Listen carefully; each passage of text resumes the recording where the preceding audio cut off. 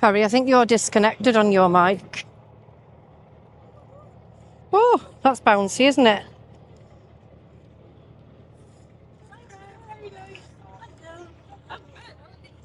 Hello. How are we? Good. Hi, guys. How are you doing? Very good.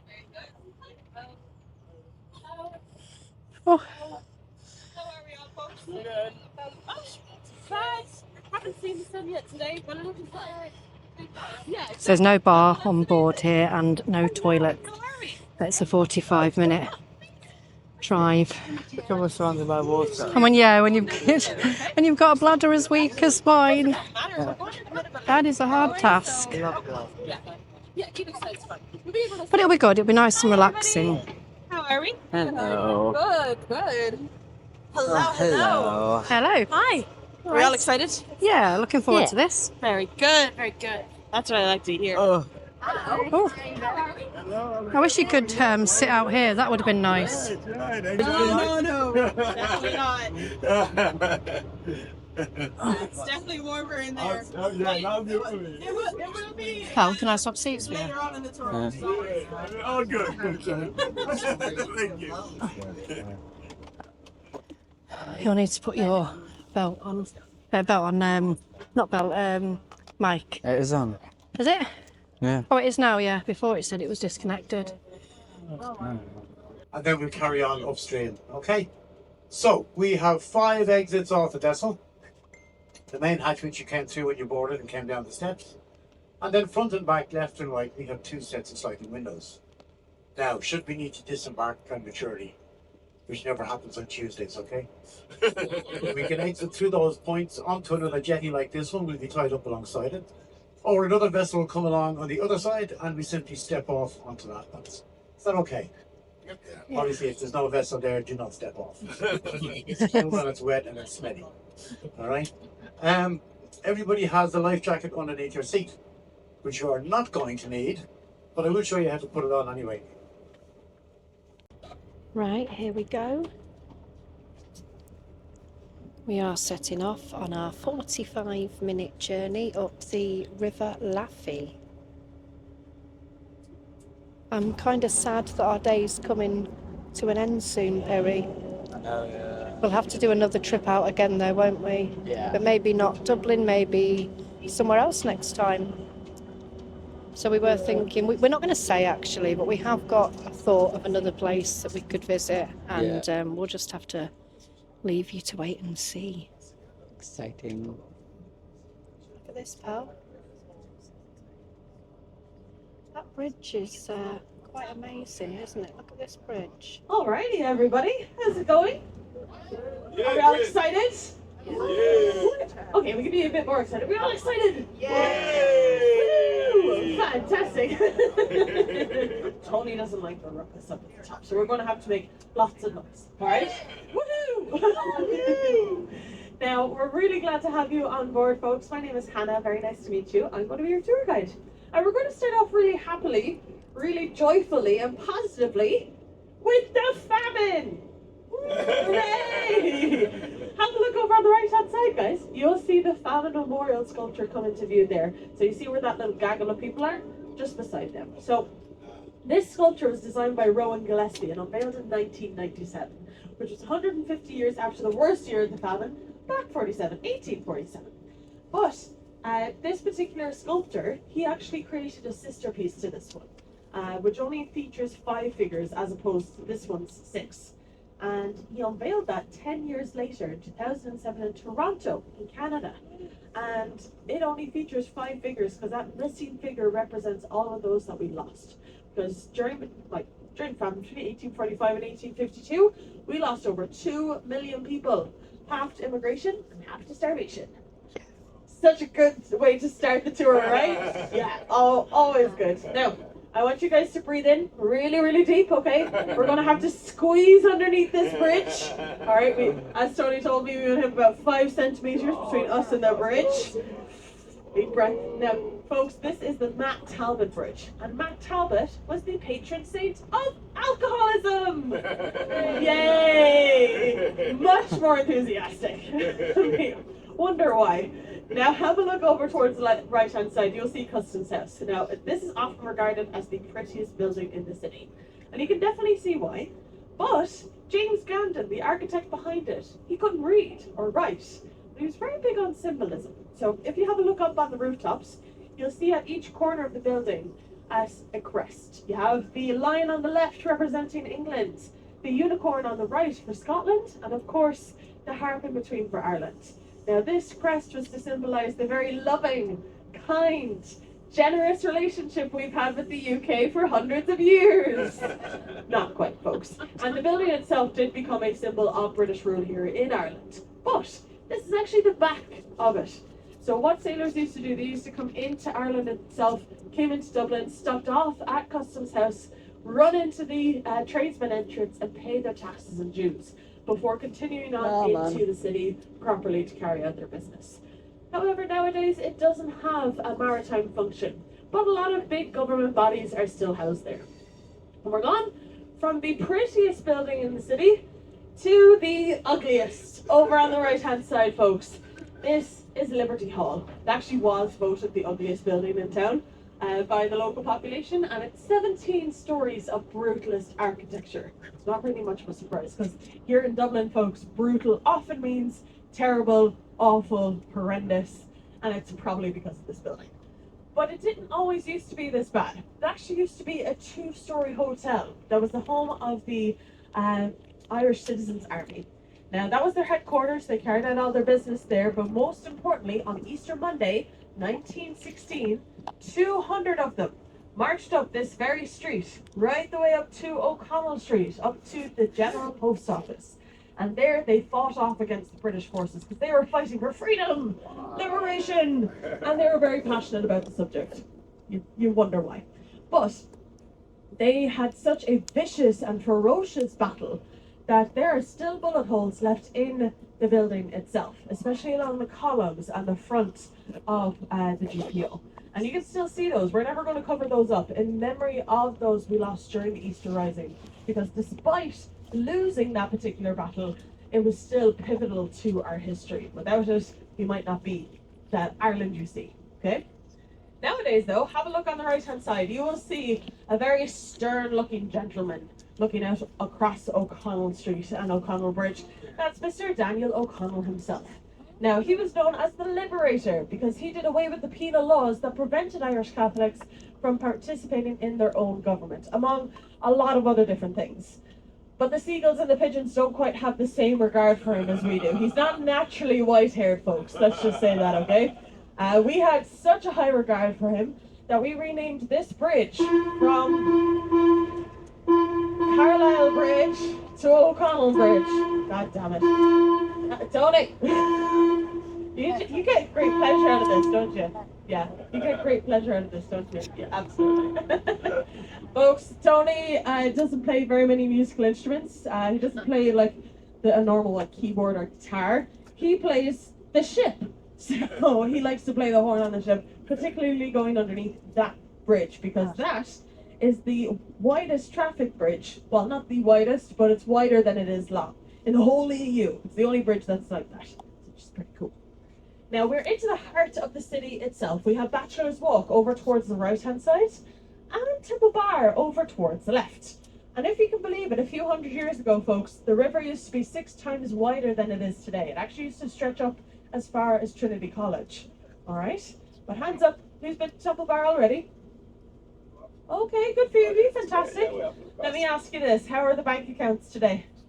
Yeah, no, don't answer that, I already know. Temple Bar, folks, is the art and cultural heart of the city. It's full of live music and art exhibits and lots of things, but it is notorious for being the most expensive place to wine and dine in the country. Never mind the city, okay?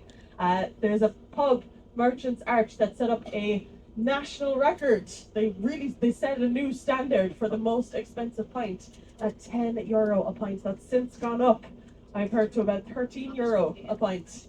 And a gin and tonic, any fans of gin and tonic? Yeah. Yeah, €16 you're going to be paying. Yeah. Anywhere else, folks, do walk through Temple Bar, but anywhere else for food and drink, honestly, because otherwise you're just going to get robbed. Now, this bridge that we're passing underneath is the Halfpenny Bridge. It's easily the most iconic bridge in the city.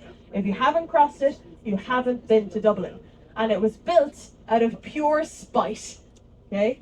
Because William Walsh, he was an entrepreneur that ran a ferry business that transported people from the north side to the south sides of the city. And one day he was told he had to fix his ships or he'd be put out of business.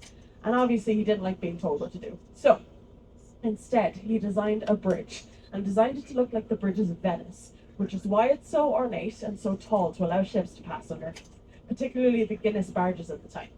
And it is now the oldest wrought iron bridge in Europe.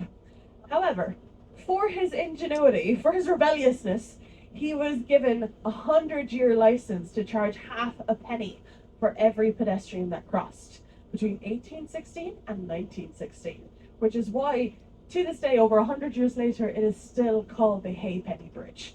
But it does go by a few other names, and I'll get into that a little later on. But I want you guys to have a look up ahead, up through the front windscreen if you can, because you're going to see a lovely, lovely bridge. It is Grattan Bridge. It's designed to look like Westminster Bridge in London. It doesn't have Westminster or Big Ben or the London Eye or anything like that, so it's not really like Westminster Bridge. But much more interestingly is the area beyond it. We're not going to be able to go up much further because if we do, we'll get stuck and then you guys are going to be stuck with me for a few hours. Don't think that's on anybody's itinerary. But the area beyond this, over towards the left, is an area called Wood Quay. And Wood Quay was where the Vikings first landed in the year 841, okay? Now, they first came to Ireland to pillage and loot and rob all of our monasteries for all of their treasures. And they were very, very successful at it.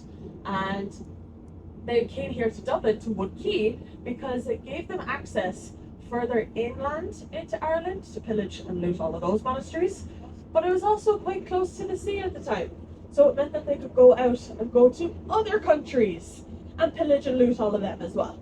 And because they really liked it here at Wood Quay so much, they made it the largest Viking settlement outside of Scandinavia. It was so prosperous and thriving that the very first king of Dublin was in fact a Viking, okay? And because they went and pillaged and looted other countries, they of course brought their spoils back here to Dublin, inadvertently starting international trade. You wonder. Now, that was back over 1,000 years ago. So because of that, despite all the nasty things the Vikings did here in Ireland, they unintentionally gave us a foundation to build our capital city on. So again, if it wasn't for the Vikings, we might not be where we are today. So we do have them to thank, but Dublin was here before that, okay? So a little bit further upriver, about a kilometre or two, is a pub called the Brazen Head. Has anybody been? Yeah, you guys were there? It's cool, isn't it? Yeah. For those of you who are not in the know, the Brazen Head is the second oldest pub in the world. Okay, only second to the Sean's Bar in Athlone. 850 years old. And it's in and around that point of the river where it's shallowest. So long time ago, people used to wait for low tide and put sticks and straw across the river bed to cross from one side to another. And of course, a settlement grew around that. If you have a look over towards the right-hand side, that's where the name Dublin comes from, because that little settlement that grew wasn't originally called Dublin. It was called the town at the crossing of the Hurls, or Baile Átha Cliath. Dublin's name comes from that little hole on the wall, because that's where the River Poddle enters into the Liffey, all the way from the Wicklow Mountains. And a long time ago, the Poddle used to collect at a massive pool where Dublin Castle is today. And because of all that sediment it collected, it was quite dark. So in Irish, that would be called An Dubh Linn, a black pool, okay? So the Vikings, they anglicized that, translated it for themselves to Difflin, and that got anglicized later to Dublin, instead of being directly translated into Blackpool, which we don't need another one of. So we still retain Dublin, of course, as the main name for our city, but we have Baile Átha Cliath as the Irish for our city, after that little tiny settlement that grew, town of the crossing of the Hurls, Baile Átha Cliath. Now, if you have a look up ahead, you have the Halfpenny Bridge once more, and speaking of names, I did tell you that this bridge has a few. It's called the Liffey Bridge, after the river itself, of course. which is one of the official names. But the other official name is much funnier because it's called the Wellington Bridge after the Duke of Wellington. Now, the Duke was the one who defeated Napoleon Bonaparte in the Battle of Waterloo, okay? And he was very proud of himself. He was a very proud man, full stop, okay? However, he was not a very proud Irish man. He actually hated the fact that he was from Ireland, and he detested the fact that he was from Dublin. He was born here originally in Dublin, and he went out of his way to make sure nobody knew that. So what do? We name our most iconic bridge after him to make sure everybody remembers that he is, in fact, from Dublin. So yes, we're a very spiteful lot.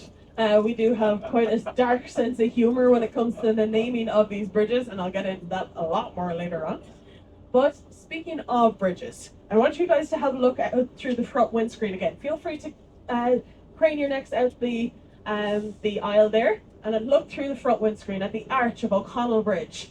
You'll see the face at the very tippity top. Yeah, can everybody see her? If you can't see her from where you're sitting, don't worry, we'll be crossing underneath and you can look at her up through the rooftops. That face is very, very important. That is Anna Livia. Now, Anna Livia is one of 14 river deities in Irish folklore, and she is the only goddess. Now, the reason she is so important is because she's the goddess of this very river. And her name stems from the Irish for the river itself, Anna Livia, okay? And you can see her up through the rooftop windows as they're passing underneath there. She is on the west side of O'Connell Bridge because her job was to ensure the safety of all of those who crossed up and down her river, okay? So she's looking into Ireland itself, further inland. But if you have a look in the same spot, up through the rooftop windows once more, folks, okay? On the other side of O'Connell Bridge, might need to turn around for this, you will see another face. That is the ancient Greek sea god Atlantic. Now, Atlantic is on the east side of the bridge because he is in charge of looking out across the sea, keeping an eye on all those ships who are heading out on massive big adventures to ports unknown. And he had a much easier time of it a few hundred years ago because the sea used to be a heck of an awful lot closer to the city than it is today. But I'll get into that later. In the meantime, though, I want you guys... Oh, there's a cormorant. Have a look over on the left-hand side, folks. Cormorants are very, very cool. Little birds. Oh, there he is. He has a little eel in his mouth. Ooh, yum. Anyway, I got distracted. Sorry. This bridge that we're passing underneath, folks, this is the only bridge out of 21 that's named after a lady. It is called the Rosie Hackett Bridge. Hooray for feminism and equality, folks. We're doing so good. But it's really, I'm glad it's named after Rosie because at the age of 18, folks, back in 1911, and keep that date in mind, she started working at the Jacob's Cream Cracker Factory. Now, seems like an easy job, it wasn't. And she ended up galvanizing the women into striking alongside the men for better working conditions. And they all succeeded. Striking and working for a woman back in 1911 was mind-blowing to say the least. But even 2 weeks later, she set up the Irish Women's Workers Union, way ahead of her time. And now she ended up losing her job at the factory, not really a surprise, but she started working at Liberty Hall instead over on the left. And here she did just about everything, a bit of a jack of all trades. But she mainly trained up as a printer. Now that is important because she helped to print off the most important document in Irish history, the Irish Proclamation of Liberation, that was read out front of the GPO during the 1916 Easter Rising. It was definitely noted that she was there as well. How dare a lady be at such an auspicious event and help? Ooh, the absolute cheek. But I'm glad she was because she spent the rest of her life, up until the age of about 83, working for better conditions for women. So she is the reason, well, one of the reasons. There are many very special women in Ireland that helped us be where we are today. But hooray for Rosie. I'm glad the very first bridge named after a lady was named after her. Now have a look over towards the left-hand side, folks. Halfway down the building, above some of the windows there, you will see the faces of men. These are the other 13 river gods, and I don't know their names.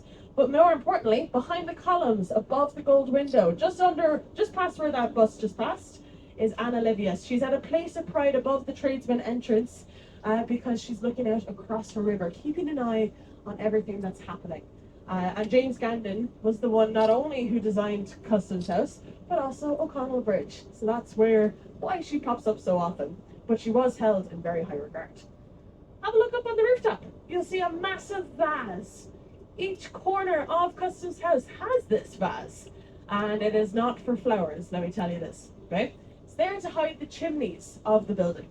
And the last time any smoke was seen coming out of those chimneys was 1921, when the IRA went to try burn the place down. Now, they had a very good reason for this. They were trying to get rid of the documents that allowed Westminster to control Ireland from London. Okay? And why they kept them all in the same place, I'm not too sure. But while they started the fire, they did not finish it. That was actually thanks to the Dublin Fire Brigade. Instead of bringing sand and like water, as you'd expect, they brought petrol and gasoline to keep it going. Ended up destroying the building, basically to the bones. But 2 months later, the process of republicanization began. So it was an important step. It was a long time before it was realized, of course, but it began. And no grudges were held by Customs House either. The building itself was rebuilt by the late 1920s, and there's a memorial on the other side for all of those who fought for liberation. So definitely no grudges, don't worry. Now have a look over towards the left-hand side. You'll see a very familiar building. I'm sure most of you have already been inside the CHQ building already, but this building used to be fireproof, funnily enough, because it used to hold, it was a bonded warehouse, so it used to store alcohol, particularly whiskey and tobacco, before it was taxed and sent all across the world. Nowadays, though, it is home to the Epic Museum, the Irish Immigration Museum. So if you want to know anything about anything to do with immigration or any Irish heritage you might have or any genealogy at all, Epic is the place to go. So it's ironic, though, that it's in that building, because not only has it held our biggest export of alcohol, but also our second biggest export, our people. Because folks, we here in Ireland have a massive tradition of immigration that started with the famine. And we are the only developed country in the world to have a population less than what we did 200-300 years ago. So before the famine, we had a population of about 8 million, and that was for the entire island. Nowadays, we only have about 7 million, again for the entire island, all right? So we still haven't recovered our population back to pre-famine levels, and it is 2024, folks. So we are still recovering, even over 100 years later. Jeannie Johnson over on the left. Now we are going to be doing a bit of a 360 turn here, so feel free to open windows, get some photos in while you can, absolutely no problems there. And I'm going to tell you a bit about the Jeannie as we do so, okay, as we turn around. So this particular Jeannie Johnson was a replica of the original. This one was built to the near exact standards, other than a few safety upgrades, of course, and it was built in 2002. As a training vessel, more so, and it traveled all over the world, but then it was converted into a museum that you see. The old Jeannie Johnson, though, the original, was built in 1846, and it was originally intended to be a wooden cargo vessel. It was brought over from Canada, where it was built, to Kerry, southwest of Ireland, by Captain John O'Donoghue. And when it arrived, it became very clear that it was not going to be a cargo ship. It was going to be a passenger vessel, and it was converted into such. So if you have a look along the body of the ship, you'll notice there's no windows, there's no air ducts, there's nothing to suggest like any sort of passengers inside. Like an awful lot of other cargo vessels at the time, the Jeannie Johnson, essentially what they did was they took out all of the cargo equipment out of the ship, essentially gutted, and then as many beds as possible were shoved in, to an extent that on a ship like the Jeannie, you could fit about 200 people. On larger ships, you could fit about 400. But let's just say you're traveling on the Jeannie in 1846, you were sharing a bed with 4 other people. There were no bathrooms, you had a communal bucket, there were no showers either, no internet or TV to keep you distracted, they haven't quite been invented yet. And on a lot of these famine ships, you are never allowed to go up on deck at all for the duration of your trip. So if you were traveling from Ireland to, say, the States or Canada, you were often traveling for about 7 weeks. Okay, yeah, imagine those really cramped, tight conditions in that length of time. Yeah, nobody wants to go there. And oftentimes people Like, captains didn't care if you were sick or healthy when you got on board. So if you even had so much as a flu, that spread through the ship like wildfire. And oftentimes these ships did not have any doctors. So mortality rates were sky high. To such an extent that these ships became known as coffin ships. That's how bad it got. Is everybody suitably depressed and upset for their Tuesday afternoon? Yes? Fabulous. Okay, that's what I wanted. Because I want to bring you back up and give you a little bit of good news, because the Genie, out of the 8 years that she travelled, she sank in the Atlantic, but the 8 years that she travelled, the 16 voyages that she took in the meantime, and the 2,500 people that she travelled with, not one person died in all that time. Okay? And that was just unheard of, and still is. And nobody has died on the Jeannie Johnson since, by the way. Even when she was sinking in the Atlantic, the crew, the captain's wife, and their 2-year-old son literally strapped themselves to the mast and hoped and prayed a ship would come to save them. And it did. A Dutch ship came by about a week later and saved everybody. So nobody has ever died on the Genie. So if you're any way interested, I do highly recommend you take a tour, because honestly, the stories that come out of it are just mind-blowing, to say the least. That's putting it very mildly. Now, back to the Liffey though. Up ahead, we are just about to go underneath the Samuel Beckett Bridge. Now, this bridge was named after a Nobel Prize winning writer, but it's designed to look like a harp on its side. And the reason for that is because we are the only country to have a musical instrument as our national symbol. So you'll see the harp on just about everything, from money to passports to a particular type of stout that we're also very fond of. You'll see it on just about everything, and it makes it one of the most outstanding bridges on the Liffey itself. Okay, now I'll tell you the technical aspects on the way back, because oh boy, it's not just for show, folks. There is a lot of engineering behind this. It is an excellent way to welcome you into the more modern side of Dublin. We're now into the Dublin Docklands, and you can definitely see that by the National Convention Centre over on the left-hand side. Now, this was one of the very first carbon-neutral convention centres ever built in the EU.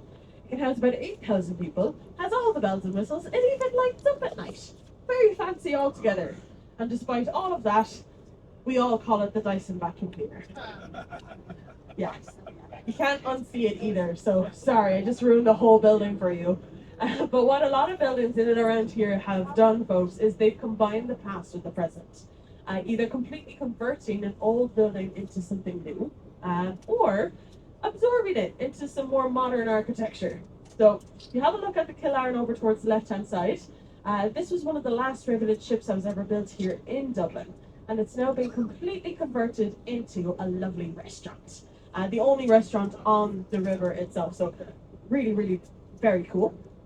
And you'll also see the old railway station in behind that. Nothing got much going on with it, but it's historically protected, like the Immigration Hotel across the road, which has been absorbed by the Salesforce building. So they are one and the same building, and in doing that, Salesforce have protected the hotel for years to come, like a lot of other buildings around. Now, before we pass it, I want to draw your attention over to the right-hand side. Are you taking over for this one, or am I? This is how we clean the windows on a boat. Usually This with is usually with pants now. this is my new toy. Okay, it costs 250 million. It's a year old. It's owned by a Hungarian-American national who joined up with Bill Gates in the 80s, a fellow by the name of Charles Simonyi, and he was a software developer, basically, and he came up with the notion and the idea of Microsoft Outlook and Word and Excel. So he invented those, and in return, he gets a bloody great big boat. Worth 250 million. It costs 15 million a year to run. Have a guess how many guests he can fit. Any guesses? Now, bearing in mind this boat holds 48. How many? 12? 60? 60? 12, no. 16? 16. You're on the money. You looked that up, didn't you? 16 guests. It costs 15 15 or 19 million a year to run it. It's got an outdoor cinema, a retractable dance floor. You see the boat tied up at the back? Yeah. Well, if you look right along the front, up towards the bow, you'll see a rather large door. That door opens up and they winch 2 boats inside into a garage in there. It's got a 2-man submarine. It's just insane. Why the hell is he in Dublin?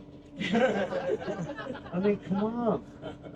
I'd be in the Caribbean or the Med or, you know, South Pacific Islands or something. No, he's coming to Dublin on his holidays.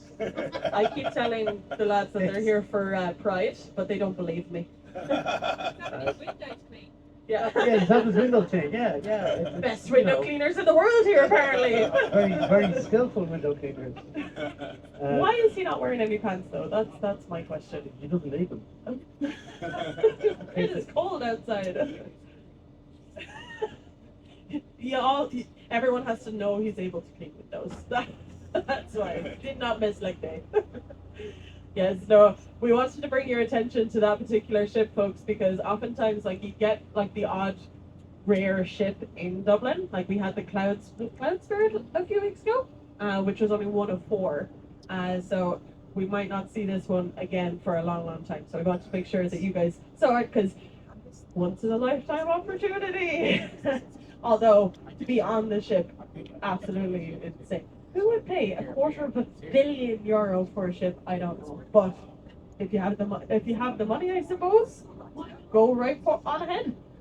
Now back to the Liffey. Okay. Now I want you guys to have a look all around us here. Okay. Have a good look around.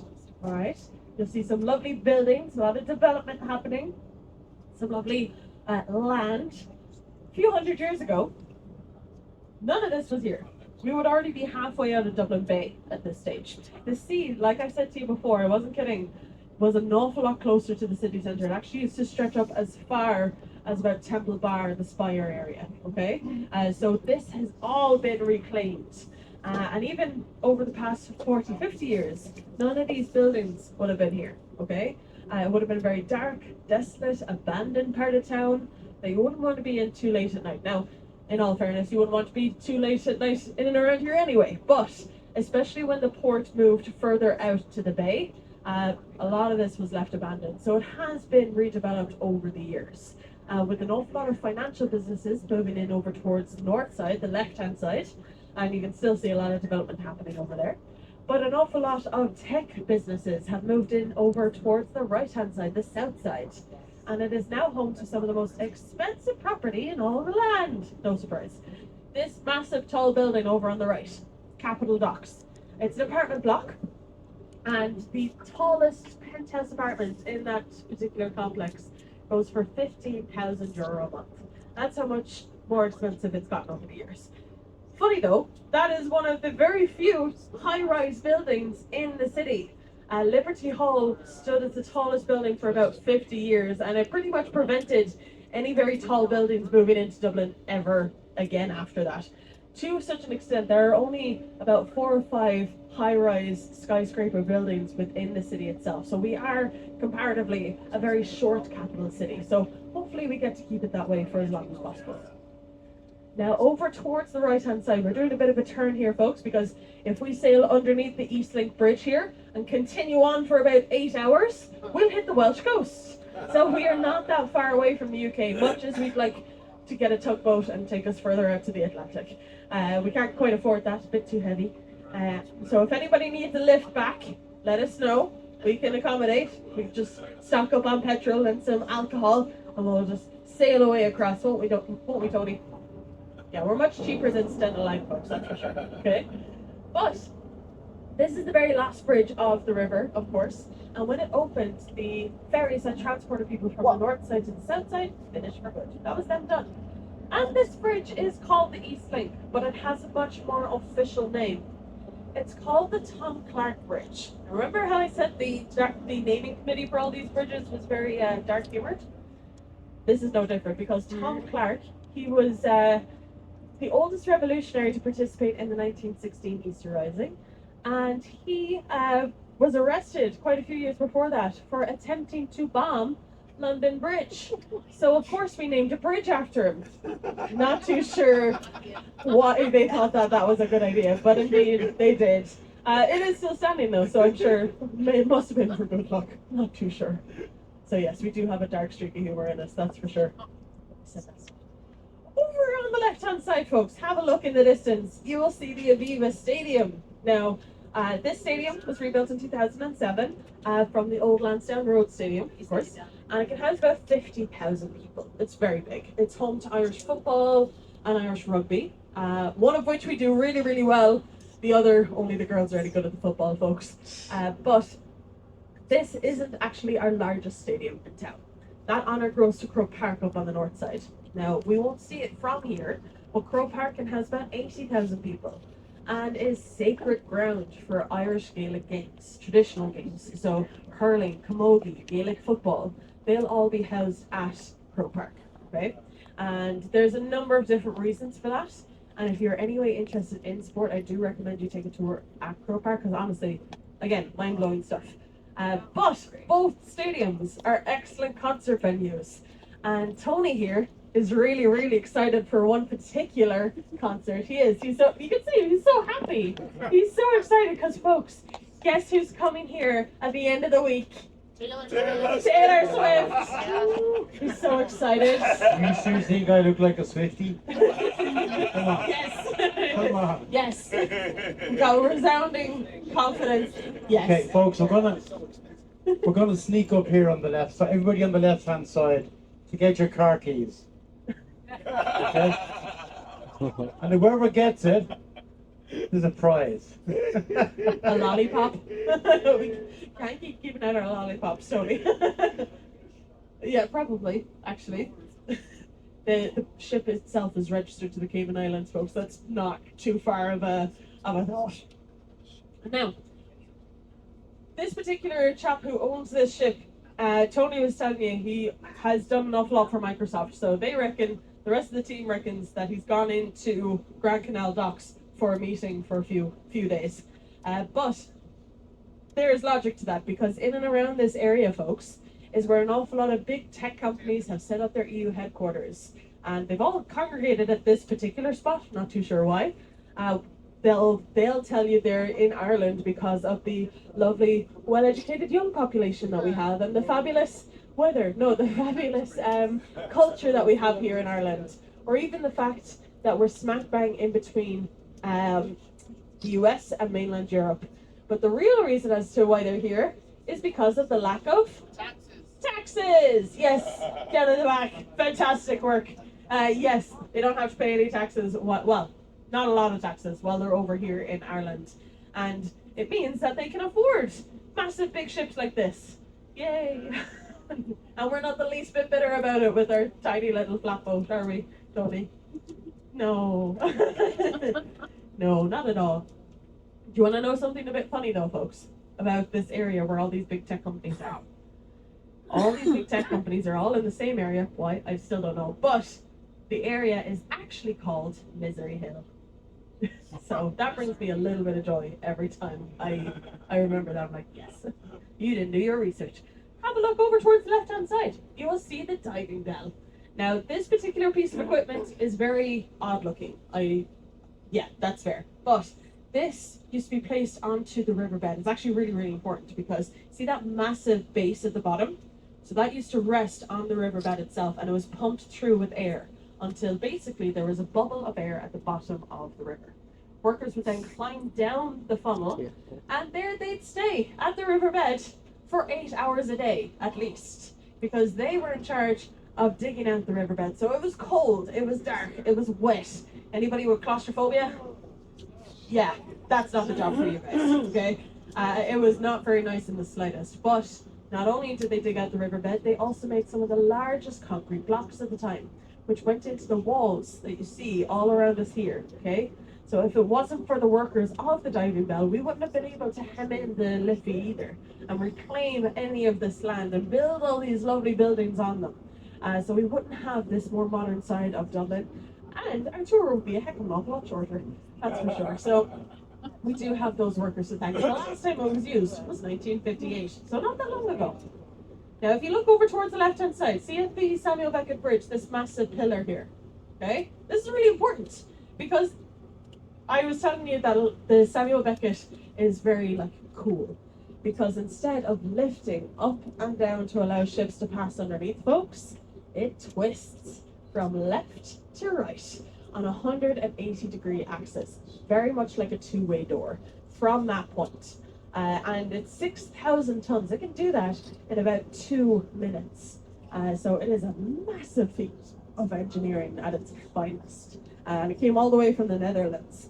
So literally a massive harp, imagine it, came along on a ship all the way up the Irish Sea here to Dublin, and had to fit through a tiny little passageway at the East Link before being parked at the quay just there where the diving bell is. So very, very impressive. Now, the last thing I want to tell you about very quickly, folks, is about the rivalry between the north side and the south side of the city. Each city has it, and ours is no different, but we can pinpoint it exactly where it started. And funnily enough, it also starts where we started our feud with the UK. So Strongbow, Richard de Clare, was invited over from the UK by the King of Leinster to help the king acquire more land back in 1170. And they arrived here to Dublin after a little bit and found a lovely, prosperous south side settlement of Wood Quay. Remember, further up? Full of Vikings. But on the north side, there was free land. So you'd think they'd take the free land and have lovely neighbours and have a happy ever after. No, they stole the south side settlement and booted all of the locals over to the north side, causing a massive rift between both sides. That hasn't quite dissolved down in nearly 1,000 years later. But it also has gotten into the local wildlife. We have quite a few birds, as you saw with the cormorant earlier. We have quite a few fish. Ooh, have we got a cormorant? Ooh, have a look.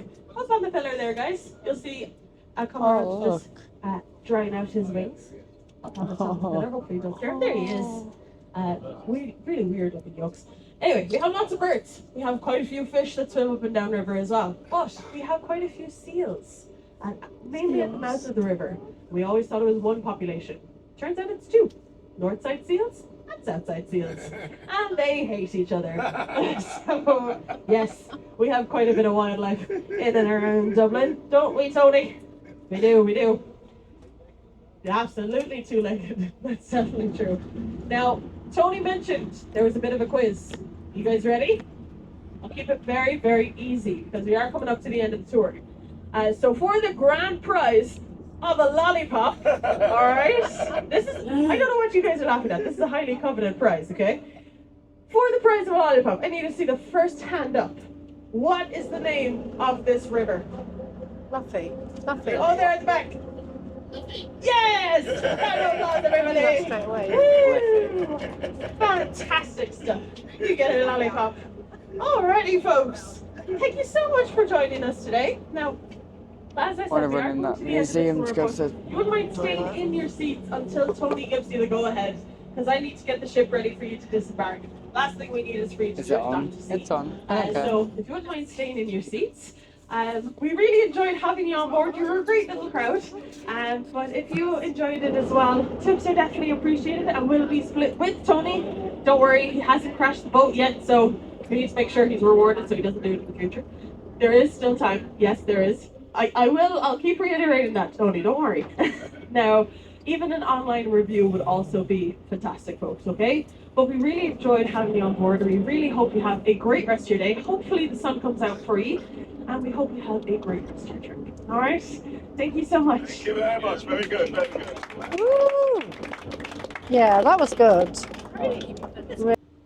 Right, there we go. That's the end of our tour. I enjoyed that. Ooh.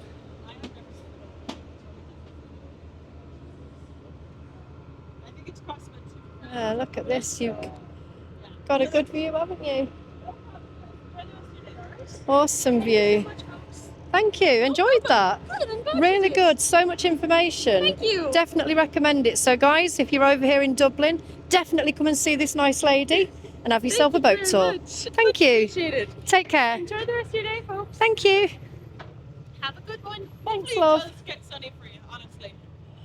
This is like the best We're flying back soon. We actually came here from Blackpool, so we were giggling when you were doing your talk. We thought it was funny. But yeah, when we landed, we turned round and said on camera, like, this is not the welcome we want, Dublin. Yeah, you did like the great. Honestly, like yesterday, gorgeous. Yeah. Stunning, but the weather over here is just so temperamental. It's because we've arrived. That's what it is. It just knew you. It was like, oh, no, not again. Thanks. Anyway, we're enjoying it nonetheless. Take care.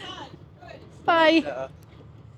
So I'm looking forward to getting some scran shortly. Are we going to go to the airport, to one of the... I don't have time to stop and be mad. Because you need to be... That restaurant that we went to earlier in the airport, I'm sure that'll be fine. You'll probably need a mortgage.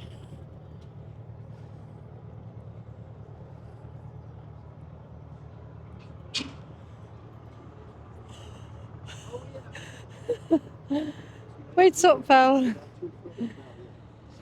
Thank you. Thank you very much. Take care. You too. He's gone and left me. Will you come back here? Look at him.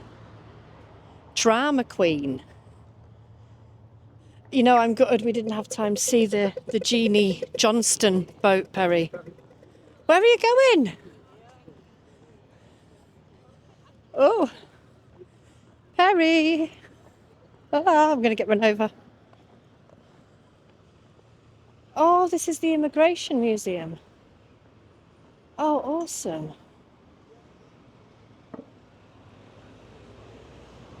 No loitering, no bicycles, no alcohol, no littering. Okay.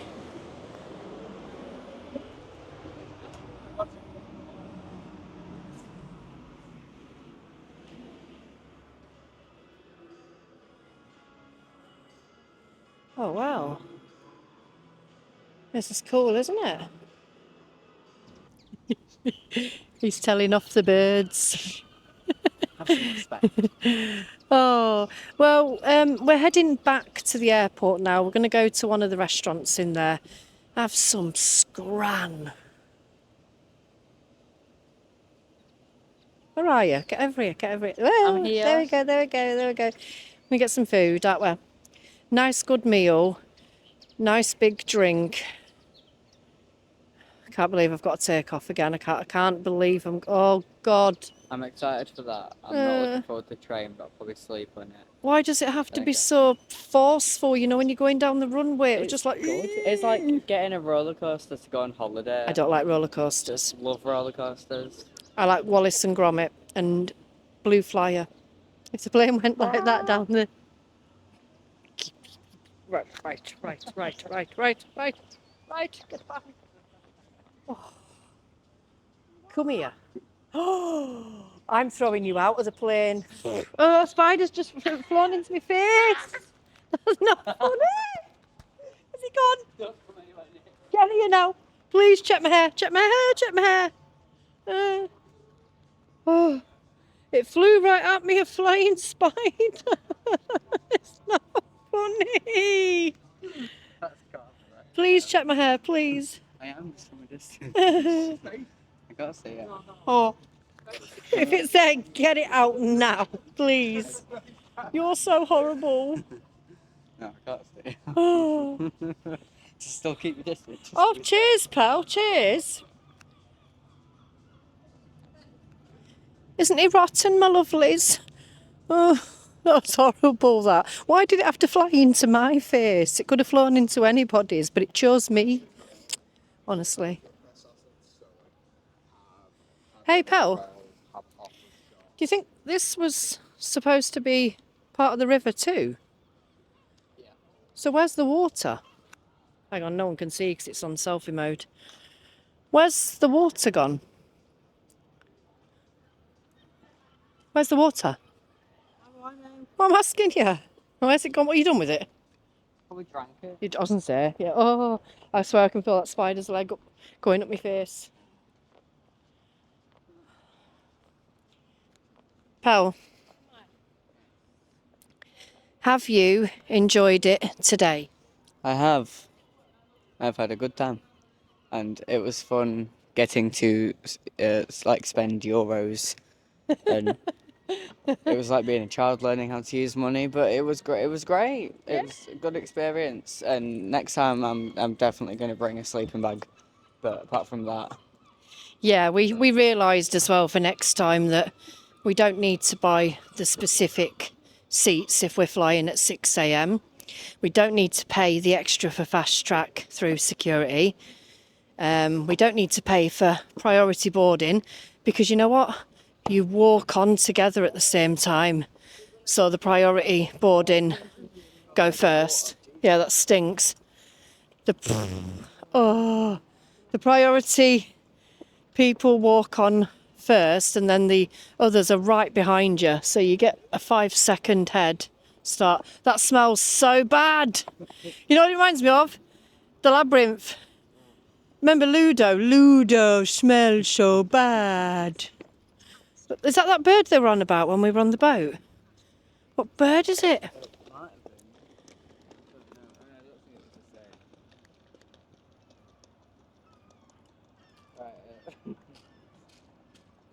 What? it's a break to you, right? What? So, I think people are walking the wrong way. You've got us walking the wrong way. No, you. By this smelly, extremely smelly, disgusting, stinking thing. Why don't any of the trams go near the train station? Yeah, we need to go to Abbey Street. Too. Can we get a tram instead of a bus? I hate buses.